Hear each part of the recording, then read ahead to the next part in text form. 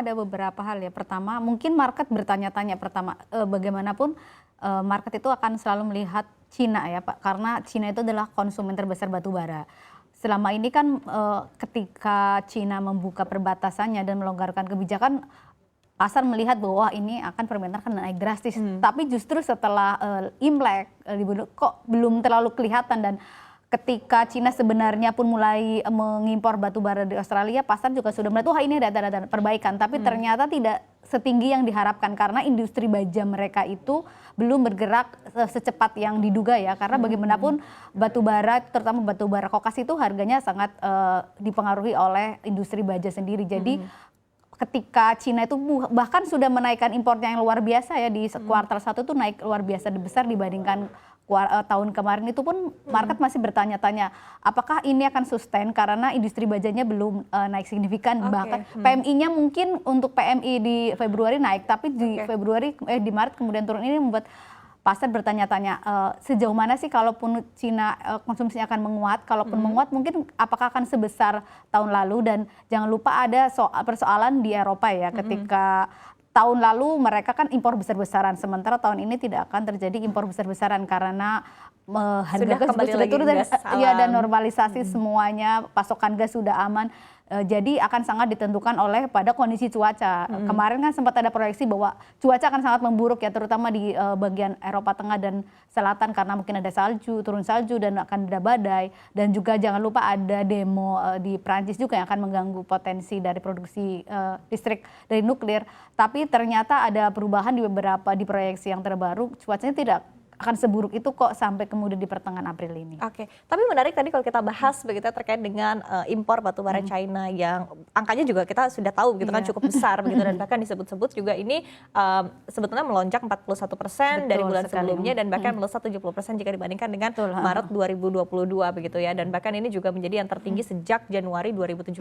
Artinya kan memang sangat besar begitu kita compare dengan beberapa periode sebelumnya. Nah, tapi di satu sisi juga seiring dengan data dari impor batubara dari China yang sudah fix, sudah pasti begitu ya, angkanya sekian, tapi rupanya respon dari para pelaku pasar ini juga ya, sepertinya belum gitu. Jadi apa ya sebetulnya ditunggu oleh para pelaku pasar begitu? Karena kalau kita bicara by logic ya saja kan harusnya memang artinya ketika impor dari China ini besar, harusnya bisa mengerek dong harga batubara secara global.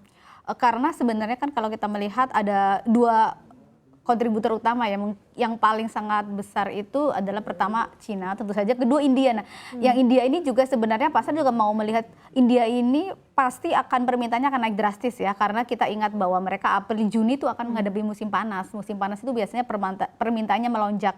Apalagi kita ingat bahwa tahun kemarin ketika musim panas ada gelombang panas dan membuat India kritis listriknya, dan itu India tidak ingin terulang lah. Kemudian mereka menaikkan produksi mereka tuh bahkan rekor ya, dan ini membuat ini kalau kemudian India akan menaikkan impornya, tapi produksi mereka juga naik juga. Sebenarnya arahnya lebih ke mana ya, karena ada kenaikan produksi di sisi, sementara di sisi lain juga ada kenaikan permintaan yang luar biasa ya. Oke, jadi artinya juga masih menanti kira-kira India ini sikapnya seperti apa begitu terhadap batu bara begitu. Karena di satu sisi juga kita ketahui ada target dari India sendiri untuk menjadi untuk stop impor batu bara di tahun 2024 hingga tahun 2025. Nah, itu juga alasan dibalik kenapa produksi batu bara di India ini juga naik begitu kan, karena mereka juga sudah prepare, mereka sudah bersiap begitu untuk stop impor sendiri. Tapi kurang lebih sentimen ini akan berpengaruh juga kepada permintaan batu bara kita di Indonesia seperti apa? Karena bagaimanapun kita lihat bahwa dua negara ini ya, lagi-lagi ini adalah pasar terbesar Indonesia ya. Kemarin kan India menggeser Cina, dan dua itu negara itu ya berganti-gantian akhirnya. Artinya bahwa pasar Indonesia itu sangat tergantung loh dengan dua negara ini ya.